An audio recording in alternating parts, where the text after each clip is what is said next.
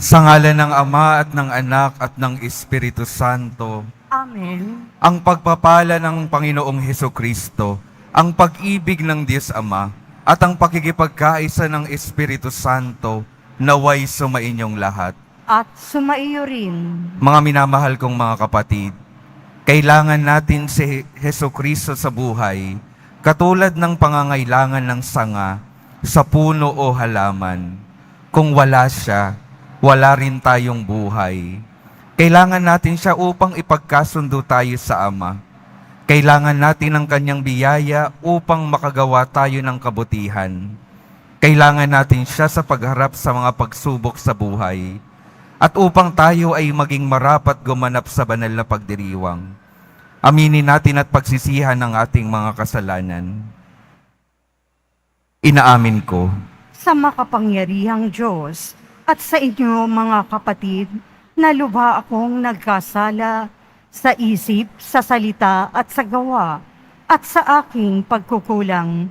Kaya isinasamo ko sa mahal na Bireng Maria, sa lahat ng mga anghel at mga banal, at sa inyo mga kapatid, na ako'y ipanalangin sa Panginoong ating Diyos. kaawaan tayo ng makapangyarihang Diyos, patawarin tayo sa ating mga kasalanan, at patnubayan tayo sa buhay na walang hanggan. Amen.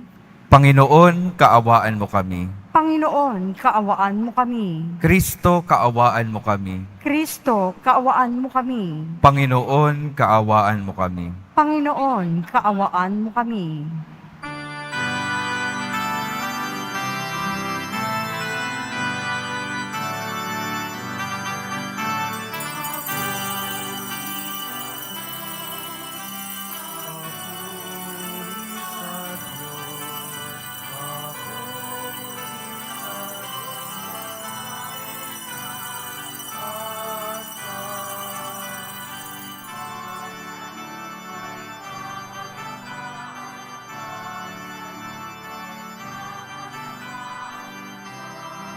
Mga taong pinalulugan niya, pinupuri ka namin.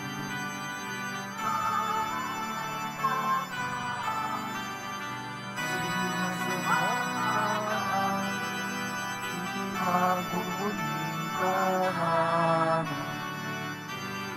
Sasalamatan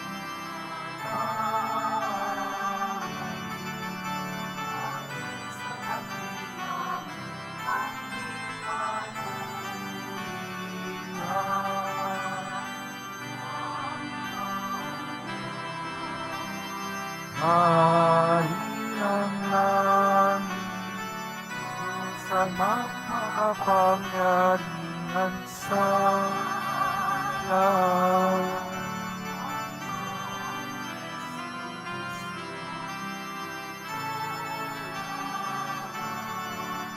Panginoong Diyos, Padre, Diyos, Anak na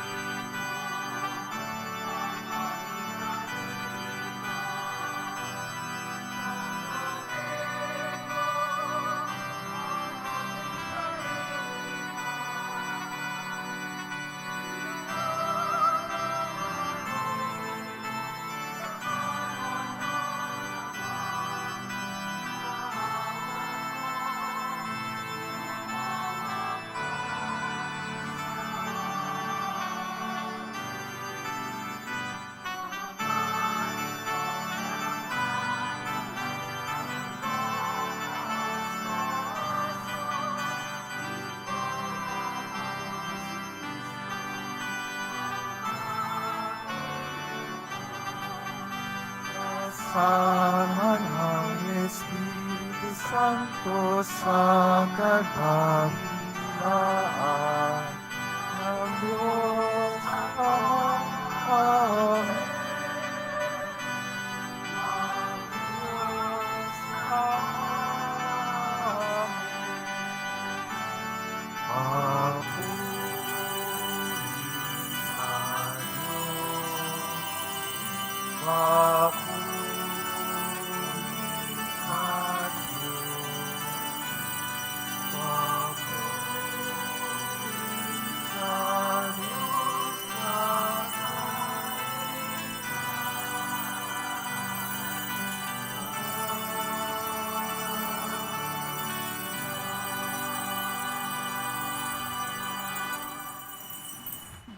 Manalangin tayo.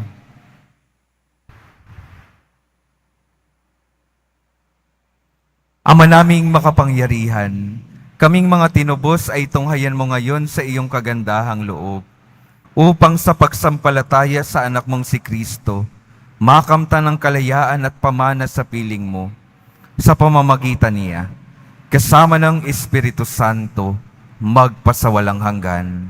Amen. Magsiupo muna po ang lahat.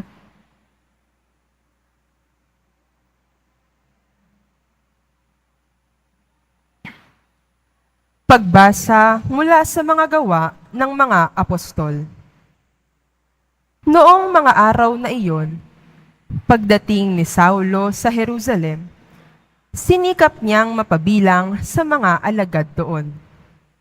Ngunit ang mga ito ay takot sa kanya at hindi makapaniwalang isa na siyang alagad. Subalit, isinama siya ni Bernabe sa mga apostol.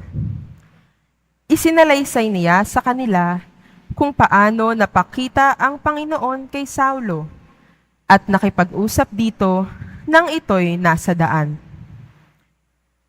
Sinabi rin niyang si Saulo'y buong tapang na nangaral sa Damasco sa pangalan ni Jesus.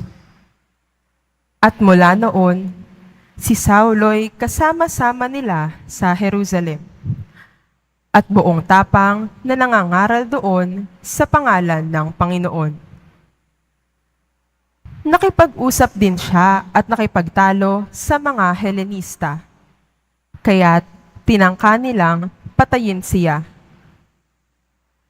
Nang malaman ito ng mga kapatid, dinala nila si Saulo sa Cesarea at pinauwi sa Tarso. Kaya't naging matiwasay ang simbahan sa buong Judea, Galilea at Samaria. Ito'y tumatag at lumaganap sa tulong ng Espiritu Santo at namuhay na may pagkatakot sa Panginoon. Ang salita ng Diyos. Salamat sa Diyos. Pupurihin kita poon, ngayong kami natitipon. Pupurihin kita poon, ngayong kami natitipon. Sa harap ng masunuring mga lingkod mong hinirang, ang handog na panata ko ay doon ko iaalay. Magsasawa sa pagkain, yaong mga nagdarahop, aawit ng pagpupuri ang sa Diyos ay dudulog, buhay nila ay uunlad, sasagana silang lubos. Pupurihin kita poon, ngayon kami natitipon. Sa dakilang Panginoon, ang lahat ay magbalik. Ang lahat ng mga lahi ay sasambang may pag-ibig. Mga ngayupapang, lahat ang palalot mayayabang. Ang lahat ng mga tao ay yuyuko sa may kapal. Ang narito sa daigdig na nilikhang mamamatay. Pupurihin kita poon, ngayong kami natitipon. Maging lahing susunod pa ay sasambat maglilingkod. At mayroong mga ngaral sa kanila tungkol sa Diyos. Sa lahat ng sisilang pay, ganito ang ihahayag. Sa hinirang niyang bansa ay Panginoon ang nagligtas. Pupurihin kita poon, ngayong kami natitipon.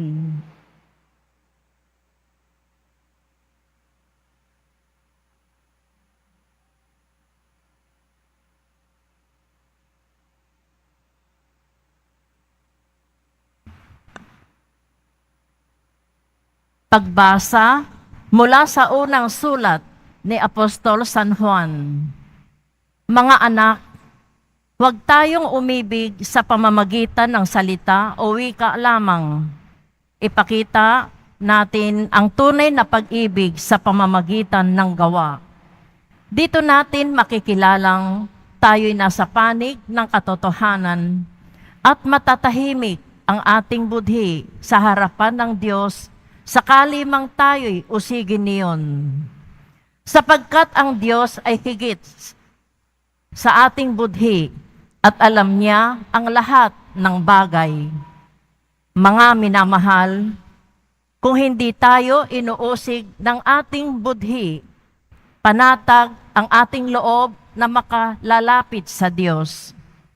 Tinatanggap natin ang anumang ating hingin sa Kanya, sapagkat sinusunod natin ang Kanyang mga utos at ginagawa ang nakalulugod sa Kanya. Ito ang Kanyang utos. Manalig tayo sa Kanyang anak na si Jesucristo at mag-ibigan gaya ng iniutos ni Kristo sa atin. Ang sumusunod sa mga utos ng Diyos ay nananatili sa Diyos at nananatili naman sa Kanya ang Diyos. At sa pamamagitan ng Espiritong ipinagkaloob niya sa atin, ay nalalaman nating nananatili siya sa atin. Ang salita ng Diyos. Salamat sa Diyos. Magsitayo po ang lahat.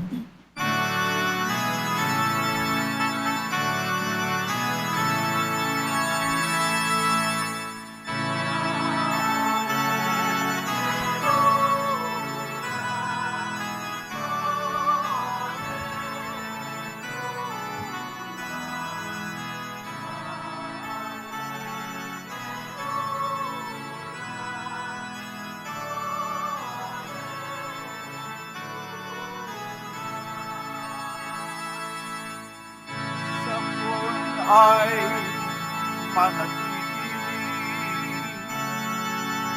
Siya'y sa ating lalapit, mamuang maluwalhati.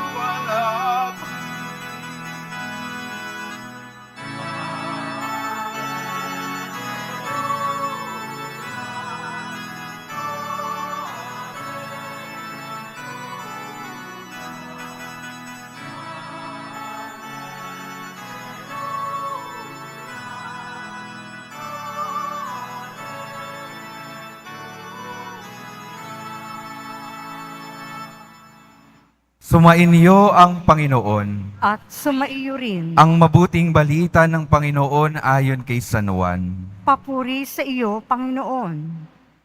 Noong panahong iyon, sinabi ni Jesus sa kanyang mga alagad, "Ako ang tunay na puno ng ubas, at ang aking Ama ang tagapag-alaga. Pinuputol niya ang bawat sangang hindi namumunga, at kanya namang pinuputulan at nililinis ang bawat sangang namumunga, upang lalong dumami ang bunga. Nalinis na kayo sa pamamagitan ng salitang sinabi ko sa inyo. Manatili kayo sa akin, at mananatili ako sa inyo. Hindi makapamumunga ang sangang hindi nananatiling nakakabit sa puno. Gayon din naman, hindi kayo makapamumunga kung hindi kayo mananatili sa akin. Ako ang puno ng ubas, kayo ang mga sanga, ang nananatili sa akin, at ako sa kanya, ang siyang namumunga ng sagana, sapagat wala kayong magagawa kung kayo'y hiwalay sa akin.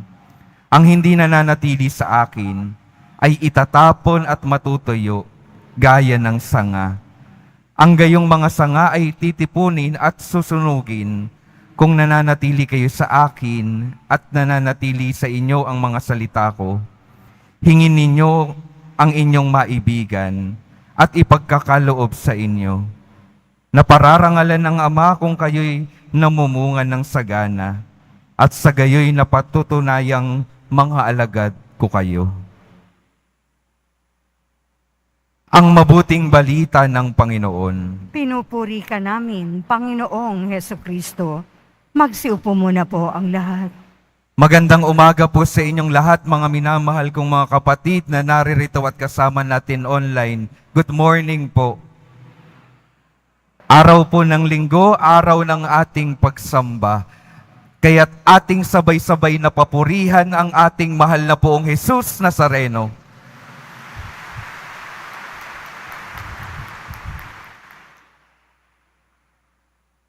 Pakingitian naman po ang inyong mga katabi at pakisabi sa kanila, magandang buhay. May buhay pa po ba? Meron pa naman. Sa atin pong ebanghelyo, sinabi sa atin ng Panginoong Hesus na siya ang puno ng ubas at tayo ang mga sanga. Bago po natin pagnilayan iyon, gusto kong gamitin yung paghahalin tulad ng Diyos sa isang puno. Di ba po, sa isang puno may mga sanga. At ang hinahanap natin sa mga sanga, kadalasan ay ang mga bunga nito. Kapag walang bunga naman yung sanga, hindi naman natin ito papansinin. Kaya napakahalaga na sa ating buhay, habang tayo ay nakakabit sa Panginoon, tingnan natin, tayo ba ay namumunga? Tayo ba ay may buhay pa? Tayo ba ay may naibibigay ba sa ibang mga tao? Dahil kung wala tayong bunga, katulad sa isang halaman, kapag walang bunga ang isang sanga, hindi naman tayo papansinin. Para bang walang saysay yung ating pag-iral sa mundong ito. At ganoon din po sa ating mga buhay. Walang magiging saysay ang ating mga buhay kung hindi tayo mamumunga ng mabuti sa mundong ito. Kaya ang tanong sa linggong ito, paano ba tayo mananatiling buhay at mananatiling namumunga ng maganda? Yun po yung pagninilayan natin sa linggong ito. Paano ba mabubuhay at paano ba mamumunga ng masagana? At binibigyan tayo ng sagot ng ating Panginoon. Unang-una sa lahat, napakahalaga na yung sanga ay patuloy na nakakabit sa puno. At sino po ang puno na sinasabi sa ating ebanghelyo? Walang iba kundi ang ating Panginoong Jesus Nazareno. Sinasabi niya, kung hindi kayo nakakabit sa akin, kung hindi kayo nananatili sa akin, hindi kayo mamumunga at hindi kayo mabubuhay ng patuloy sa mundong ito. At ito po yung katotohanan. Kung wala ang Diyos sa ating buhay, unti-unti tayong mamamatay at tiyak walang pamumunga na maganda sa ating mga buhay. Mawala na po ang lahat ng ibang mga bagay. Huwag lang nating aalisin yung ating mga sarili sa pakikipag-ugnayan sa Diyos. Yun po ang pinakamahalaga. Sa panahon po natin ngayon, ano po ba yung mga hindi natin maialis sa ating mga buhay at sinasabi natin, kapag nawala ito, mamamatay na ako. Kadalasan po sa mga kabataan ngayon, di ba ho, kapag nawalan ng gadgets, parang mamamatay na. Kapag nawalan ng boyfriend o girlfriend, meron po akong kakilala, sabi niya, kapag nawala daw yung kanyang boyfriend, mamamatay siya. Sino po bang ganun? Wala naman. Sa katotohanan po, nakailang boyfriend na po siya. Buhay pa naman. Buhay na buhay pa naman. Ano pong sinasabi noon? Hindi nakabase sa ibang tao. Hindi nakabase sa pananatili, sa ugnayan sa ibang tao, yung buhay natin. Pwede pa rin tayong mabuhay kapag nawala yung mga katabi po ninyo, yung mga kaibigan ninyo, yung mga pamilya ninyo. Pero hindi pwedeng mawala sa ating mga buhay ang ating Panginoon. Dahil ang ating Panginoon magpapanatili ng ating buhay sa mundong ito hanggang sa buhay na walang hanggan. Kaya ang una pong imbitasyon, wag na wag nating aalisin ang Diyos sa ating mga buhay. At paano siya mananatili sa ating buhay? Paano tayo mananatili sa kanyang buhay? Sinasabi po sa ikalawang pagbasa, ang nananatili sa Diyos ay sumusunod sa kanyang mga utos. Sa pamamagitan ng patuloy na pagsunod sa utos ng Diyos, iyon ang paraan para patuloy tayong manatili sa Kanya. Patuloy po tayong sumunod. Patuloy tayong makinig sa mga sinasabi ng Diyos. Dahil ito yung paraan para tayo ay makapanatili sa Kanya at magkaroon ng buhay sa ngayon pa lamang hanggang sa buhay na walang hanggan. Patuloy na humarap sa Diyos. Patuloy na magbigay sa Diyos ng panahon para manalangin, para malaman natin yung Kanyang mga salita. At pag nalaman natin yung Kanyang mga salita, nawa magkaroon tayo ng lakas ng loob na sundin ang mga ito. Ano po ba yung pumipigil para manatili tayo at sumunod sa Diyos? Kung minsan po, o kaya naman madalas, ang pumipigil sa ating mga buhay ay yung ating mga kalooban. Yung kalooban na nabubulabog ng mga masama, nabubulabog ng mga kasalanan. Ito po yung unti-unting naglalayo sa atin, sa ating Panginoon. Kaya mga minamahal kong mga kapatid, magandang makita yung mga bagay na pumipigil sa atin para yun naman yung pigilan natin, bitawan natin para tayo ay makakapit ng matiwasay sa ating Panginoon. Ang una pong imbitasyon, manatili sa ating pakikipag-ugnayan sa Diyos. Ito ang magbibigay sa atin ng patuloy na buhay at magbibigay sa atin ng mabuting bunga. Kaya magandang tanongin, gaano ba kahalaga sa akin yung aking panahon kasama ang Diyos? Mabubuhay ba talaga ako sa isang linggo na hindi nakikiharap sa Diyos? Mabubuhay ba ako sa isang araw na hindi humaharap sa Diyos? Ang tunay pong sagot, hindi tayo mabubuhay ng maayos sa isang araw, sa isang linggo, kung ating kakaligtaan ang ating Panginoon. Kaya patuloy na manatili at magbigay ng panahon sa ating Panginoon. Yung ikalawa pong paraan, para tayo ay patuloy na magkaroon ng buhay at para tayo ay magkaroon ng mabuting bunga sa ating mga buhay. Sinasabi rin po sa Ebanghelyo. Alam niyo po, kapag tayo ay naghahalaman, ako naman po ay hindi naghahalaman, pero nabasa ko po, may isa pong ginagawa sa mga halaman kapag may mga sanga, parte ng sanga na nabubulok na. Ano pong ginagawa? Pinuputol. Pinuputol po. Bakit pinuputol? Para hindi maapektuhan ang kabuuan ng halaman. Inaalis yung nabubulok na para patuloy na mamunga, lumago. Patuloy na lumago ng maganda yung halaman. Kaya nung mahalagang tingnan dun sa tagpong iyon, yung paraan ng pagpuputol, pagtatabas sa mga parte na nabubulok na. Kaya magandang tingnan sa ating mga buhay. Tingnan natin sa ating mga kalooban, ano ba yung mga parte na nabubulok na? Baka madamay yung kabuuan at hindi na tayo mamunga ng mapanatag sa ating mundo. Ano ba yung mga nabubulok sa ating mga buhay? Kailangan nating putulin iyon.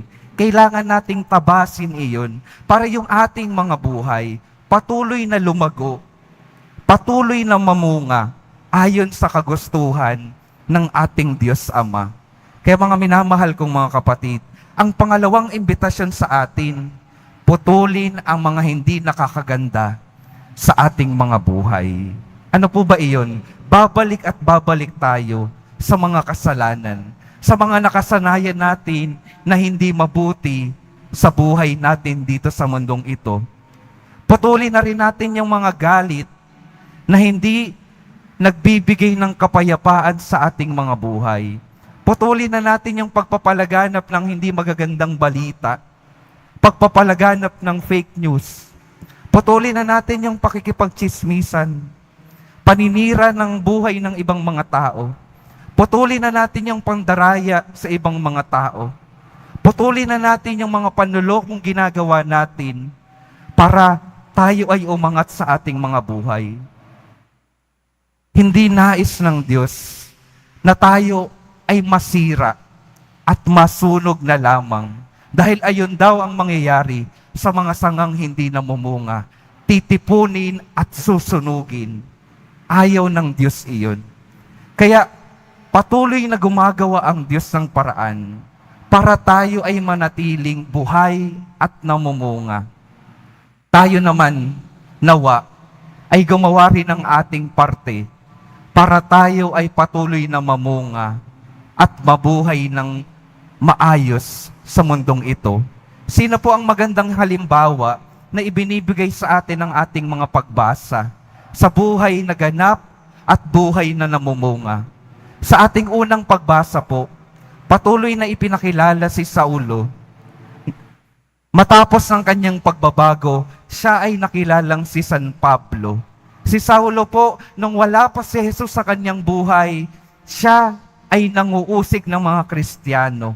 Siya ay nagpapapatay ng mga unang Kristiyano. Ang kanyang buhay ay pumapatay at unti-unting namamatay. Pero nung nakatagpo niya ang Panginoon, nagkaroon ng pagbabago sa kanyang buhay. Nung siya ay nanatili sa Panginoon at ang Panginoon ay hinayaan niyang manatili sa kanya, siya ay nakapagbuo ng maraming Kristiyanong komunidad na tumulong sa pagpapalaganap ng mabuting balita. Kitang-kita yung epekto ng Panginoon sa kanyang buhay. Kitang-kita yung bunga ng kanyang pananatili sa Panginoon. Bunga na nakikita sa mga taong dinala niya sa Panginoon. Kaya ang huli pong tanong sa atin, huling paanyaya sa atin, tayong patuloy na mga nagkikiharap sa ating Panginoon. Tayong patuloy na naglilingkod sa ating Panginoon. Ano ba ang nagiging bunga ng ating mga buhay? May nagiging mabuting epekto ba yung ating mga buhay sa buhay ng iba? Na idadala ba natin yung iba sa pananampalataya at pananalig sa Diyos? Dahil kung hindi pa nangyayari iyon, baka kulang pa ang pananatili natin sa Diyos at kulang pa ang pagtatabas sa ating mga buhay ng mga hindi dapat sa ating mga kalooban. Kaya mga minamahal kong mga kapatid, ang ating dasal sa linggong ito, Panginoong Hesus Nazareno, tulungan mo po kami na manatili sa iyo.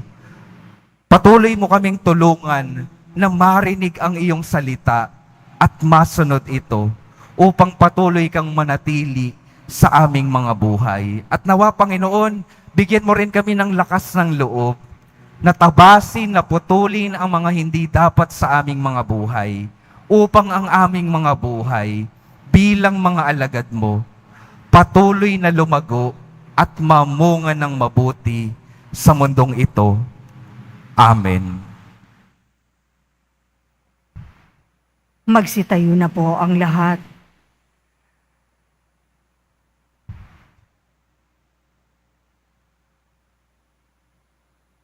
Ipahayag natin ang ating pananampalataya. Sumasampalataya ako Sa Diyos amang makapangyarihan sa lahat, na may gawa ng langit at lupa. Sumasampalataya ako kay Jesucristo, iisang anak ng Diyos, Panginoon nating lahat. Nagkatawang tao siya, lalang ng Espiritu Santo, ipinanganak ni Santa Maria Birhen, pinagpakasakit ni Poncio Pilato, ipinako sa krus, namatay, inilibing, nanaog sa kinaroroonan ng mga yumao, nang may ikatlong araw na buhay ng muli, umakyat sa langit, naluluklok sa kanan ng Diyos, amang makapangyarihan sa lahat. Doon magmumulang paririto at huhukom sa nangabubuhay at nangamatay na tao. Sumasampalataya naman ako sa Diyos Espiritu Santo, sa banal na simbahang katolika, sa kasamahan ng mga banal, sa kapatawaran ng mga kasalanan, sa pagkabuhay ng muli ng nangamatay na tao, at sa buhay na walang hanggan. Amen. Minamahal kong mga kapatid, idalangin natin sa Ama na manatili tayong kaugnay kay Jesus, ang puno ng ubas at mamunga ng sagana. Idalangin natin, Panginoon aming buhay, dinggin mo kami. Panginoong aming buhay, dinggin mo kami. Naway panatilihin ng Simbahang Katolika ang walang hanggang pag-ibig ng Diyos sa pamamagitan ng paglilingkod sa Kanyang bayan. Manalangin tayo. Panginoon naming buhay, dinggin mo kami. Nawa ang mga pinuno ng aming pamahalaan ay makatulad sa pagmamalasakit at pagdadamayan ng mga unang Kristiyano. Manalangin tayo. Panginoong aming buhay, dinggin mo kami. Naway makatanggap ng pagkandili at tulong ang mga may sakit, mga nalulungkot, mga inaapi at mga malayo sa kanilang pamilya. Manalangin tayo. Panginoong aming buhay, dinggin mo kami. Ang mga naliligaw ng landas at tumalikod sa Diyos at makaranas ng pagpapatawad at pagtanggap ng komunidad. Manalangin tayo. Panginoong aming buhay, dinggin mo kami. Naway makaisa ng Diyos ang mga kapatid nating yumao sa buhay na walang hanggang pangako niya sa atin. Manalangin tayo. Panginoong aming buhay, dinggin mo kami. Dinggin mo ang aming pagsamo, dakilang Ama. Gawin mo kaming mga tapat na saksi ng iyong pag-ibig. Hinihiling namin ito sa pamamagitan ni Kristo kasama ng Espiritu Santo, magpasawalang hanggan. Amen. Magsiupo muna po ang lahat.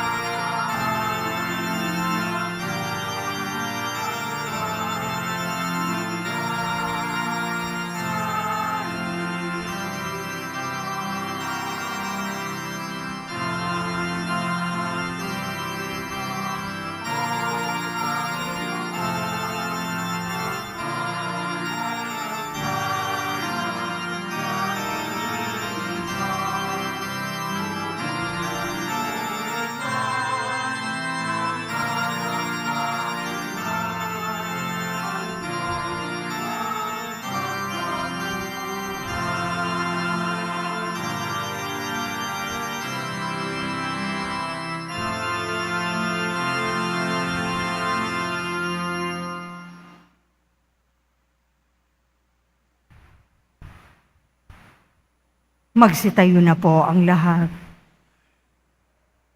Manalangin kayo mga kapatid upang ang paghahain natin ay kalugdan ng Diyos Amang makapangyarihan. Tanggapin nawa ng Panginoon itong paghahain sa iyong mga kamay, sa kapurihan niya at karangalan, sa ating kapakinabangan at sa buong sambayanan niyang banal. Ama naming lumikha, sa paghahain ng banal na pagpapalitan ng iyong mga kaloob at ng aming alay, kami pinapagsalo mo sa iyong buhay, na namumukod tangi at walang kapantay. Ipagkaloob mo ang aming pakikinabang, sa iyong pakikisamang aming maaasahan, ay siya ring umiral sa aming pamumuhay araw-araw.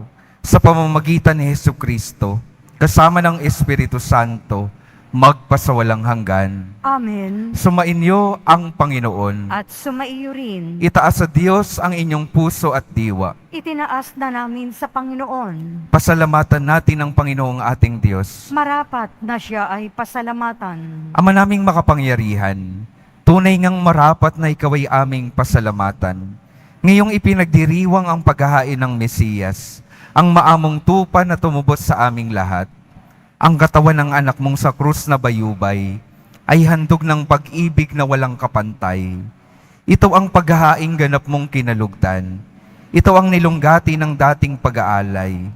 Ang buong sarili ng anak mong si Jesus ay inihain sa iyo upang kami matubos. Siya ang dambana at paring naghahandog. Siya pa rin ang tupang handog na ibinukod. Kaya kaisa ng mga anghel na nagsisiawit ng papuri sa iyo, nang walang humpay sa kalangitan, kami nagbubunyi sa iyong kadakilaan.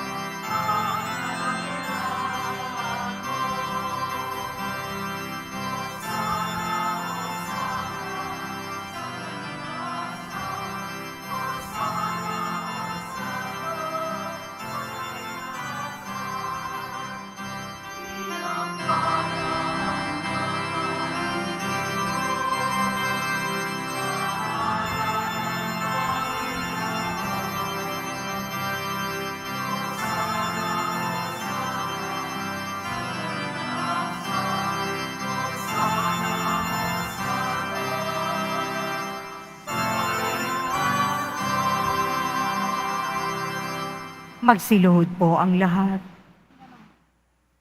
Ama naming banal, ikaw ang bukal ng tanang kabanalan. Kaya't sa pamamagitan ng iyong Espiritu, gawin mong banal ang kaloob na ito, upang para sa amin maging katawan at dugo ng aming Panginoong Heso Kristo.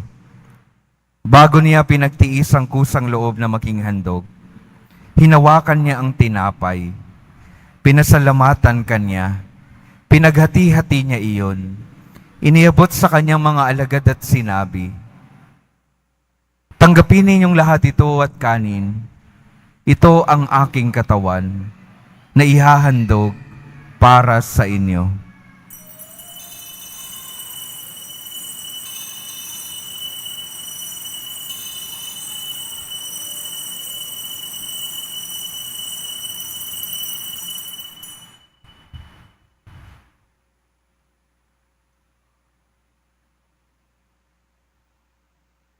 Gayon din naman nung matapos ang hapunan, hinawakan niya ang kalis, muli kanyang pinasalamatan. Iniabot niya ang kalis sa kanyang mga alagad at sinabi, "Tanggapin ninyong lahat ito at inumin. Ito ang kalis ng aking dugo, ng bago at walang hanggang tipan. Ang aking dugo na ibubuhos para sa inyo at para sa lahat, sa ikapagpapatawad ng mga kasalanan. Gawin ninyo ito sa pag-alala sa akin."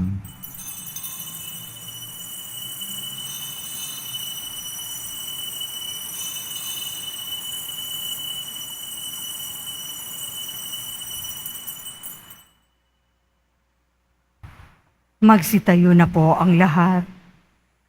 Ipagbunyi natin ang misteryo ng pananampalataya. Si Kristo'y namatay, si Kristo'y nabuhay, si Kristo'y babalik sa wakas ng panahon. Ama, ginagawa namin ngayon ang pag-alala sa pagkamatay at muling pagkabuhay ng iyong anak.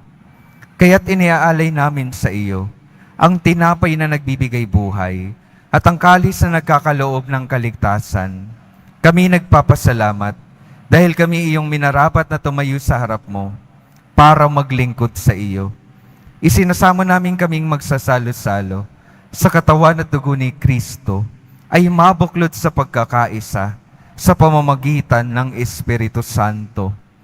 Ama, lingapin mo ang iyong simbahang laganap sa buong daigdig. Puspusin mo kami sa pag-ibig, kaisa ni Francisco na aming Papa, at ni Jose na aming Obispo, at ng Tanang Kaparian. Alalahanin mo rin ang mga kapatid naming nahimlay, nang may pag-asang sila'y muling mabubuhay. Gayon din ang lahat ng mga pumanaw. Kaawaan mo sila at patuloyin sa iyong kaliwanagan. Kaawaan mo at pagindapatin kaming lahat na makasalo sa iyong buhay na walang wakas. Kaisa ng mahal na Birheng Maria na Ina ng Diyos, ng kabiyak ng puso niyang si San Jose, kaisa ng mga apostol, ni San Juan Bautista at ng lahat ng mga banal, na namuhay dito sa daigdig ng kalugod-lugod sa iyo. Maipagdiwang nawa namin ang pagpupuri sa ikararangal mo sa pamamagitan ng iyong anak na aming Panginoong Hesu Kristo.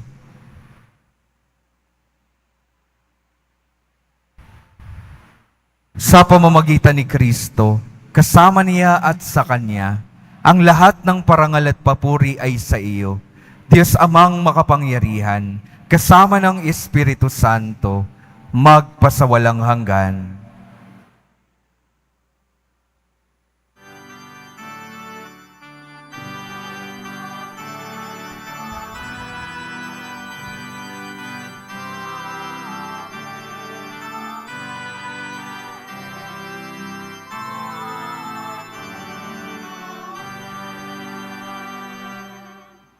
Sa tagubilin ng mga nakagagaling na utos at sa turo ni Jesus na Panginoon natin at Diyos, awitin natin ang sabay-sabay ang Ama namin.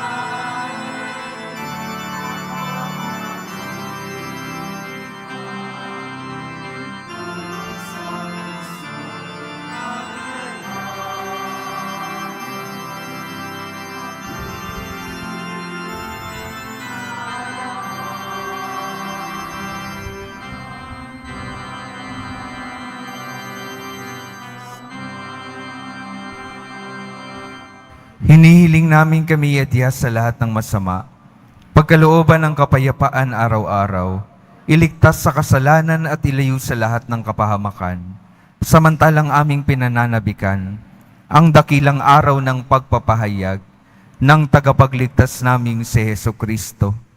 Sapagkat iyo ang kaharian at ang kapangyarihan at ang kapurihan magpakailanman.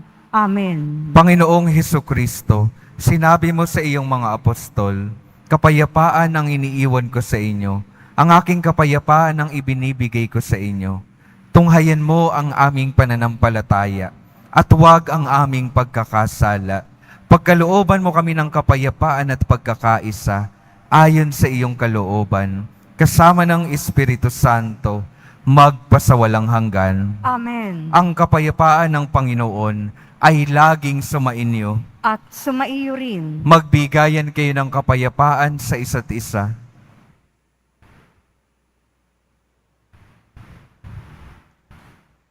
Kordero ng Diyos na nag-aalis ng mga kasalanan ng sanlibutan, maawa ka sa amin.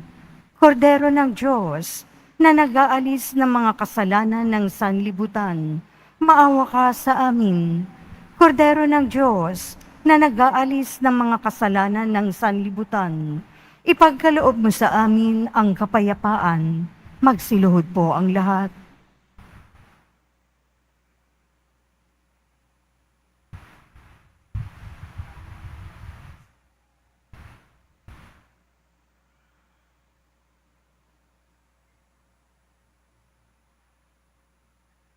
Ito ang kordero ng Diyos. Ito ang nag-aalis ng kasalanan ng sanlibutan. Mapalad ang mga inaaniyan sa kanyang piging.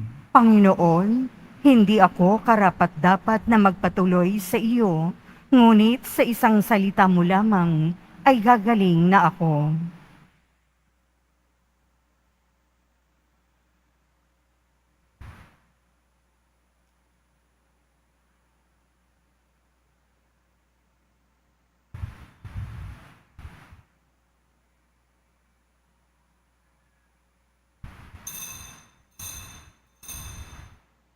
Para po sa lahat ng tatanggap ng banal na komunyon, sasagot po tayo ng amen. Pagkasabi ng pari o ng lay minister ng katawan ni Kristo at isubo agad sa bibig bago umalis sa harapan ng pari o lay minister. Sumunod po tayo.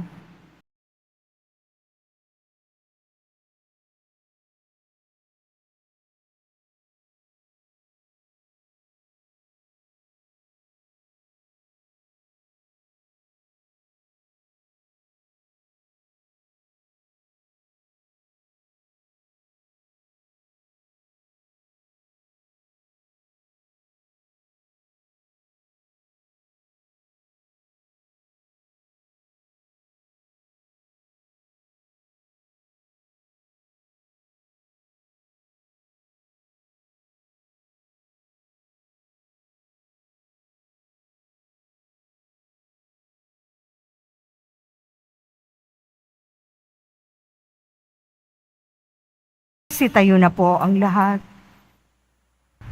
Manalangin tayo.